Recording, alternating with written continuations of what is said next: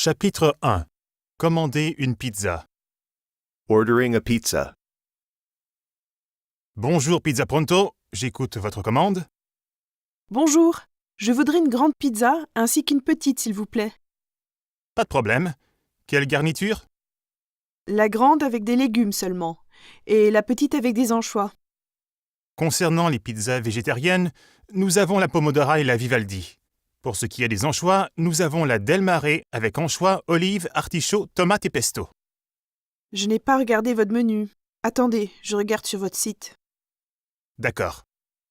Alors, ok pour la Vivaldi en grande pizza et la Delmar en petite. À livrer ou à emporter? À emporter. Elles seront prêtes dans combien de temps? Le temps d'attente est de 45 minutes. Vous voulez des boissons et desserts? La formule menu famille comprend 2 grandes pizzas au choix, 4 boissons, eau, bière ou soda et 4 desserts, pour 50 €. Ah oui, c'est intéressant. Oh, finalement, j'ai changé d'avis. Je vais plutôt prendre la formule menu famille. Quelle boisson désirez-vous? En dessert, nous avons des gâteaux au chocolat, salade de fruits ou glaces au chocolat à la vanille ou à la fraise. Alors, ce sera 2 sodas, un jus d'orange et une bière. Et les desserts, 2 gâteaux au chocolat, une salade de fruits et une glace à la fraise, s'il vous plaît. À dans 45 minutes alors. Attendez, j'ai besoin de votre nom. Bien sûr. Mettez-le au nom de Marie. Merci. Je vous en prie, Marie. Bonne soirée. Ordering a pizza. Hello, Pizza Pronto. What's your order? Hello. I would like a big pizza and a small one, please. No problem. Which ones? The large one with the vegetables only, and the small one with anchovies. Our vegetarian pizzas are the Pomodora and the Vivaldi. For the anchovies, we have the Del Mare that comes with anchovies, olives, artichokes, tomatoes, and pesto. I did not look at your menu. A moment, I will look on your website. Okay. So, okay for the Vivaldi in large size, and the Del Mare in small. Delivery or takeaway? Takeaway. How long before they're ready? The waiting time is currently 45 minutes. Do you want drinks and desserts?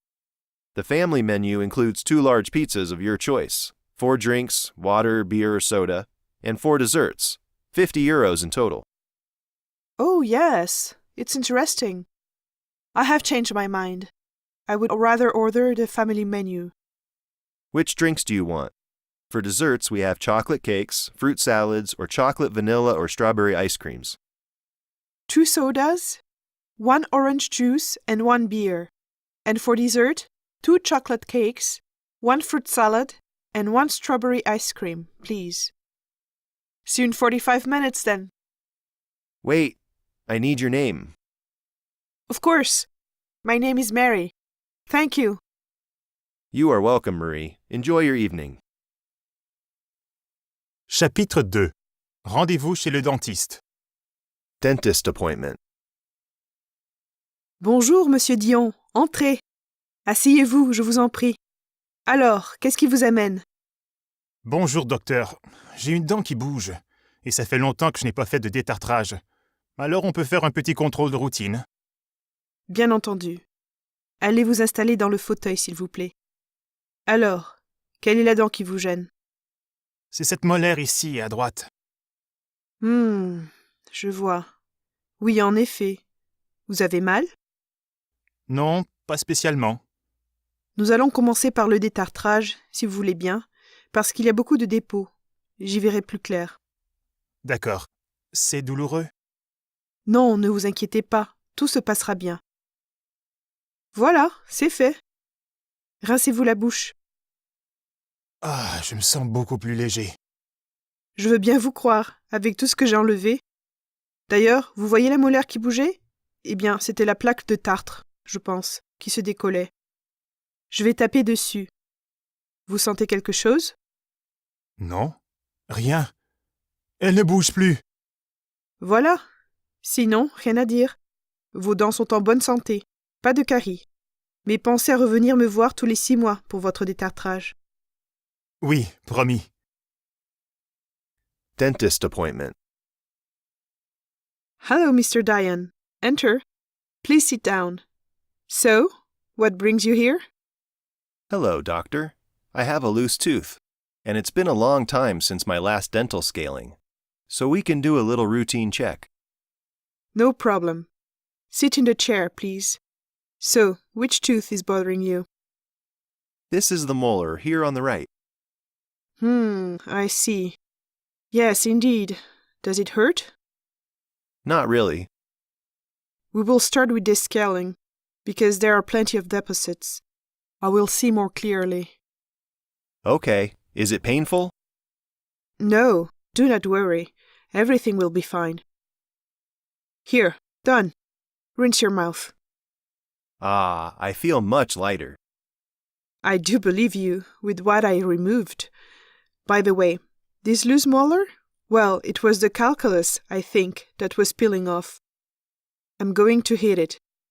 Feeling something? No, nothing. It does not move anymore. Here you go. Otherwise, nothing to say. Your teeth are healthy. No cavities. But remember to come back every 6 months for your descaling. Yes, promised.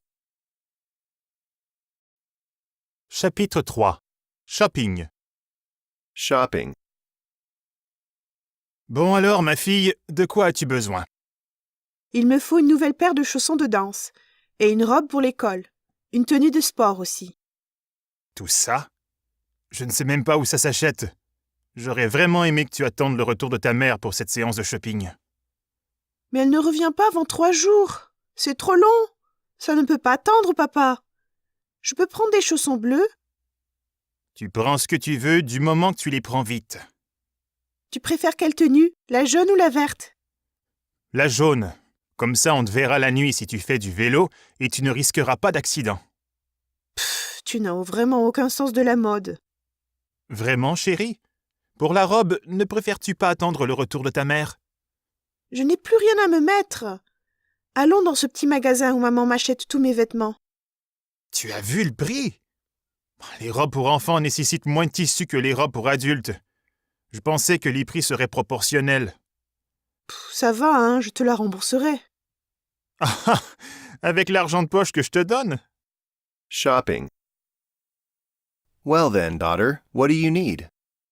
I need a new pair of ballet shoes and a dress for school. A training outfit, too. All this? I do not even know where to buy those. I really wish you had waited for your mother's return for this shopping trip. But she won't come back before 3 more days. It's too long. I cannot wait, Dad. Can I take the blue shoes? You take what you want, as long as you take it quickly. Which outfit do you prefer? Yellow or green? The yellow one. So we'll see you at night if you ride a bike, and you will be safe from accidents. Ugh, you really have no fashion sense. Really, darling. For the dress, don't you prefer to wait for your mother to come back? I have nothing to wear. Let's go to this little shop where Mom buys all my clothes. Did you see the price? Children's dresses take less fabric than adult dresses.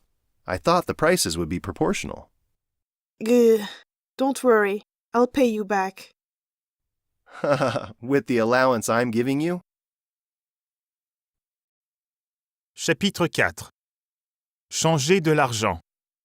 Currency exchange. Bonjour, j'ai des dollars et je voudrais des euros. Dollar US ou canadien? US. Il me faut votre passeport, s'il vous plaît. Voilà. J'ai 300 dollars. Cela fera combien d'euros? Cela fera 256 € et 34 cents. À cela, nous enlevons notre commission de change qui est de 10%. Commission de change? Les frais de change. D'accord. Alors, ça fera 230 € et 71 cents pour vous. Merci. Et voici 50, 100, 150, 200 et 230. Et voici 71 cents. Est-ce que je peux avoir des billets de 1 euro plutôt que toutes ces pièces, s'il vous plaît? Les billets de 1 € n'existent pas, monsieur. Il y a des billets de 5, 10, 20, 50, 100 et 200 €. Rarement des billets de 500. Mais vérifiez que ce sont des vrais. Tout ce qui est plus petit sera en pièces. Oh, je ne savais pas. Et pourquoi ces pièces de 2 euros sont différentes? Il y a des euros frappés par différents pays de la communauté européenne. Celle-là est une pièce allemande et celle-ci une pièce italienne. Ah oui, mais je reste seulement en France. Vous pouvez les utiliser dans toute la zone euro. Peu importe de quel pays elles viennent, ce sont des euros. Aux États-Unis, tous nos billets se ressemblent. Au moins, avec les euros, ça fait beaucoup de variété. Vous allez vous y faire, ne vous inquiétez pas. Currency exchange. Hello, I have dollars and I would like euros. US dollars or Canadian? US. I need your passport, please. Here it is. I have $300. How many euros will I get?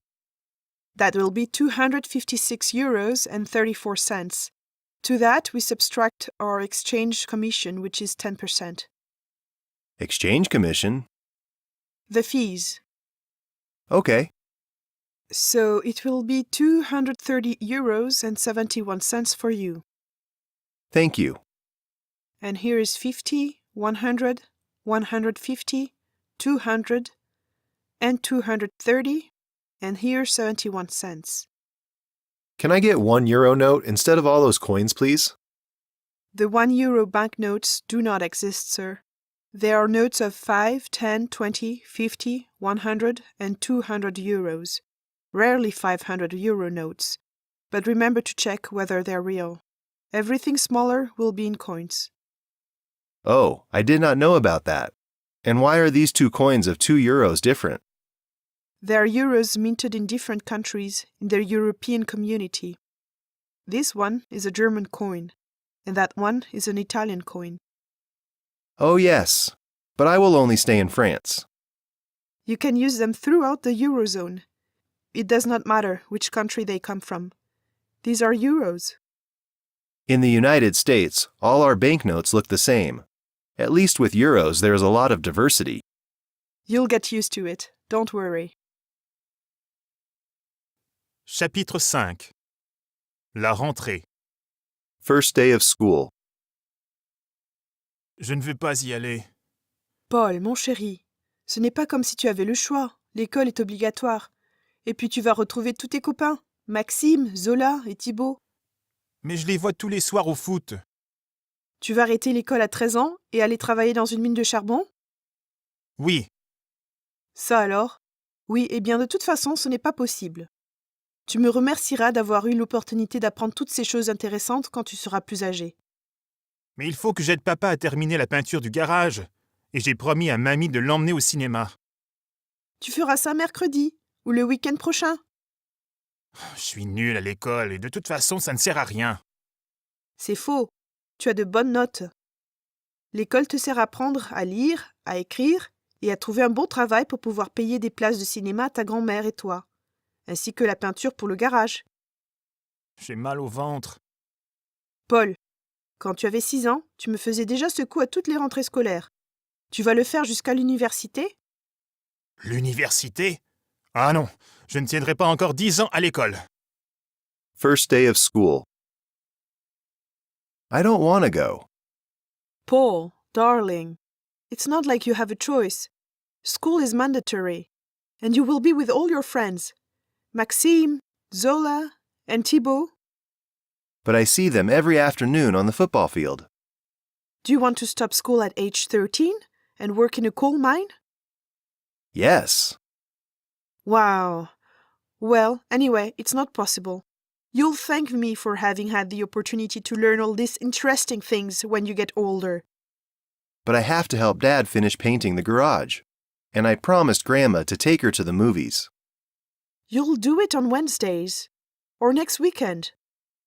I'm a bad student and school is useless. It's not true. You have good grades.